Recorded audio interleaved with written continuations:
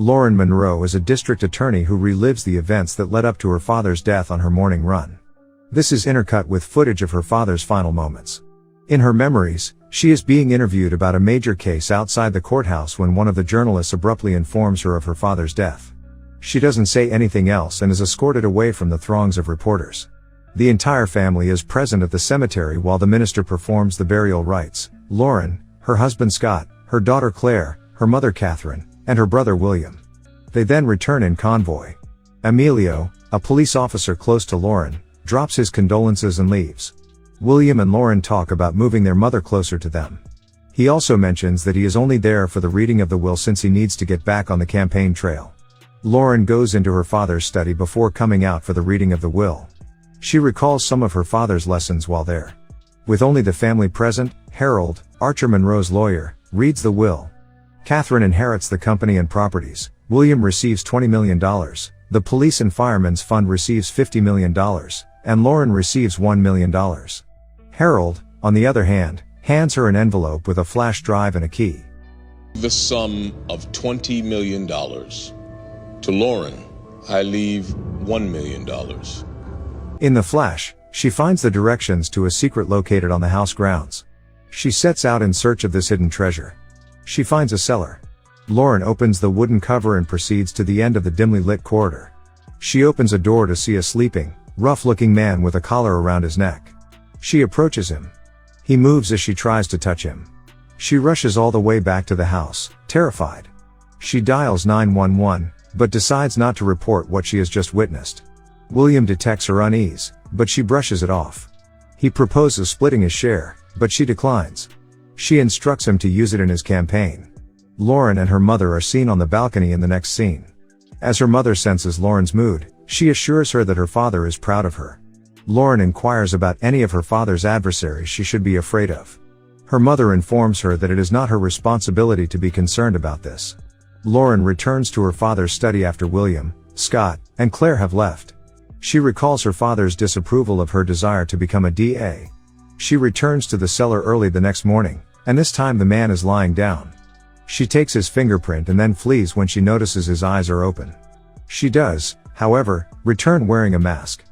She inquires about the man's identity, but instead he tells her everything about herself and instructs her to remove the mask. He inquires about her father, and though she does not respond, he deduces that he is deceased and expresses his sorrow. He asks for food, a bottle of scotch, and a pack of cigarettes. She snubs his demands. She gives Emilio the fingerprints she obtained to run through the system before going to retrieve the meal the man in the cellar requested. Scott calls to check on her and remind her of Claire's performance as she returns to the cellar. She lies and says she is going to court and that she will not miss their daughter's recital. She delivers the food to the inmate. She begins asking questions as soon as she places the food on the table. He dodges the question by claiming that she is a better person than her father. As he inquires about Catherine, Lauren strongly warns him not to bring up her family. She warns him that if she doesn't get answers the next time she comes, he will never see her again. As she emerges from the cellar, her aide calls to alert her that court has begun. She instructs him to manage the court hearings for that day, but he is terrified of the opposing lawyer. She says she'll be there shortly and then hangs up. She returns to the cellar and hands over the bottle of scotch and a bar of chocolate to the prisoner.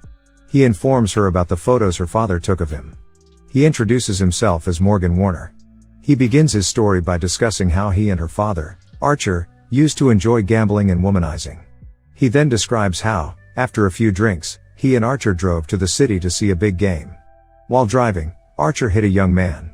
Despite Morgan's advice, Archer chose not to call the police. He eventually buried the man in a remote area of the woods.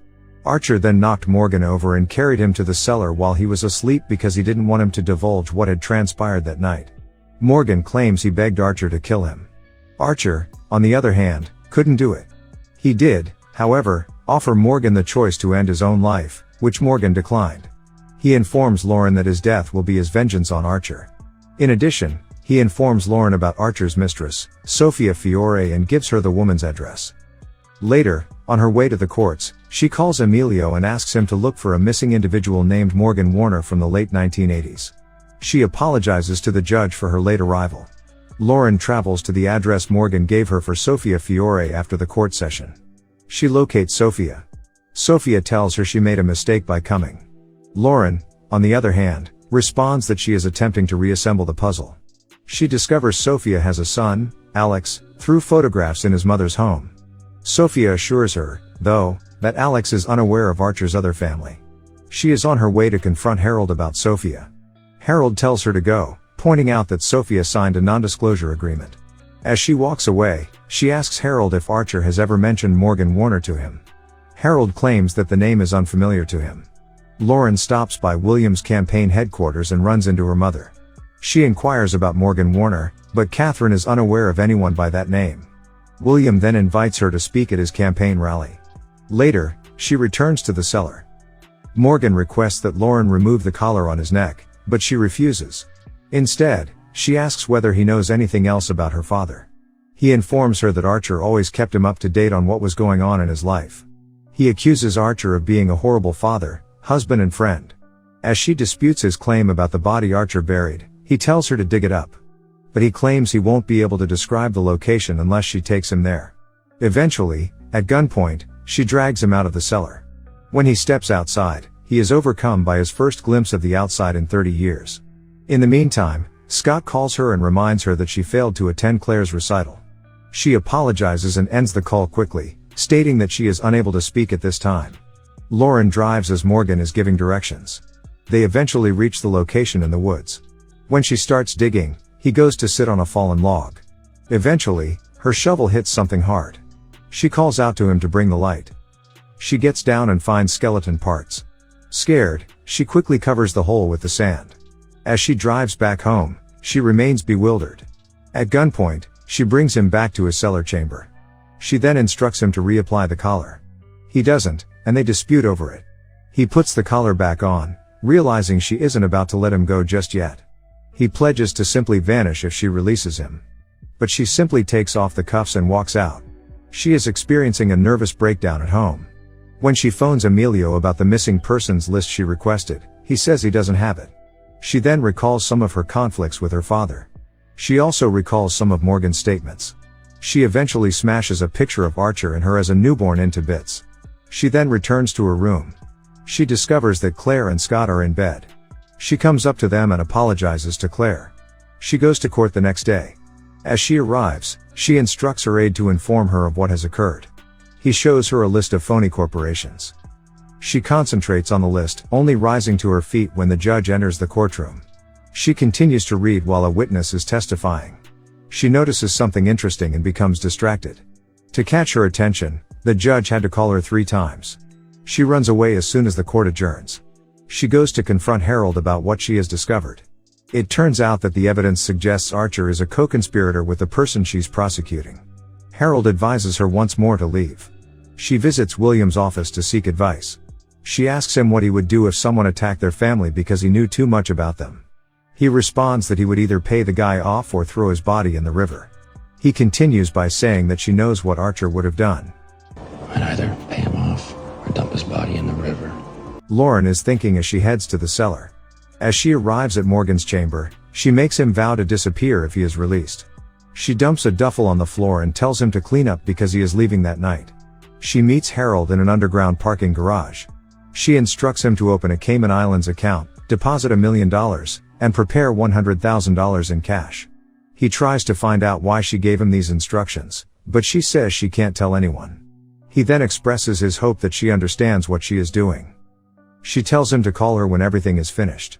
When she returns to the cellar, Morgan is putting on fresh clothing. She inquires as to what Archer said about her. Morgan informs her that Archer was initially dissatisfied with her decision to become a city attorney. He believed she should go into law and defend the family's interests. Morgan went on to say that Archer was insulted when she became the DA and began going after his pals. Nevertheless, before he died, he began to view things differently. Morgan also indicates that William may have bribed union leaders in exchange for their votes. When Lauren objects, he drops a name. Lauren confronts William with the name in the following scenario. The owner of the name also happens to be the middleman who assisted William in negotiating the contract with the union reps. William attempts to excuse it by claiming that every other politician makes agreements. Lauren, on the other hand, is irritated that William first lied to her. As he implies that she became DA as a result of deals he and their father made, She slaps him, warns him not to lie to her again, and walks away. Morgan is dressed neatly and ready to leave the cellar. He takes a chess piece from the table's board before exiting the cellar. They take a car to a private airstrip, where Harold welcomes them. Morgan gives Lauren a page from a magazine he has been saving that contains the recipe for key lime pie before boarding the plane. He claims that it is one of the things that has kept him in captivity all these years. Morgan then jumps on the jet and departs. Lauren returns to the cellar to clear it. She takes items from the shelves and places them in a black garbage bag. In the meantime, Emilio discovers the missing person file. He leaves a voicemail for Lauren, advising her that he is delivering the package to the Monroe summer residence, as Lauren requested. In the meantime, Catherine arrives at the summer cottage and discovers Emilio's package at the front door. She enters Archer's study, notices that it is disorganized, and shouts out for Lauren. Lauren notices Emilio's note as she emerges from the cellar. She dashed into the house in search of her mother. She discovers Catherine poring over the contents of the pack Emilio sent. Her mother inquires as to what she is doing with Morgan's information, and she responds that it is for work. Her mother then informs her that the man's name is Carson, not Morgan. Carson is pure evil, according to her mother. Lauren then inquires about Carson's location. Lauren explains that she let him go because she believed she was doing the right thing. She assures her mother that she will manage it and instructs her to lock the doors. She calls Harold's number on her way to the airport, but it goes to voicemail. She rushes back out after seeing Harold knocked out. She calls her mother on the way home, but the call goes to voicemail. As she pulls into the house, she is in tears. She searches the house for her mother but cannot locate her. She dashes to the cellar and discovers her mother on the floor of Carson's cell. Carson appears in the corridor, calls Lauren's name, and turns off the light while Lauren attempts to persuade her to come around. She puts on a flashlight and goes in search of him. He teases her by conversing with her as she searches the cellar for him. After a brief scuffle, he assaults and overpowers her. He then drags her back to his former room. Carson tells her about his failed poisoning attempt on Archer. He claims he had lost faith in the success of his scheme until she arrived. He claims he spotted her humanitarian side and exploited her by portraying her as the victim. He adds that William would have abandoned him in the cellar. Catherine awakens at this time, and Carson shifts his focus to her. Lauren tells him to leave Catherine alone because the problem is between them. Carson tells her she is mistaken. He then tells the story of how he forced Catherine at a party hosted by Archer at the summer residence. Archer apparently reports him to Catherine, and Archer knocks him up, packs him into the car, and drives away. Archer kills a young man and plans to bury him. Back in the present, Carson claims that it was then that he realized he controlled Archer.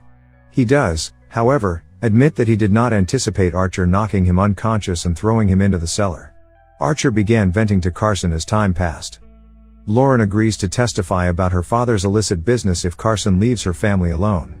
He responds that he does not make bargains. Carson then reveals his plans to abandon Lauren and Catherine in the cellars, while pursuing William and destroying the family's legacy with the secrets he knows. Lauren takes a different approach. She calls him a sad maniac and claims that no one cares about him. This enrages him, and he assaults her, hurling her against the wall. He then informs her that he is her biological father. Lauren is taken aback by this revelation. Catherine, on the other hand, has risen and shoots him in the back of the head. After he falls, she shoots him twice more. She then approaches Lauren and assures her that she is not her daughter.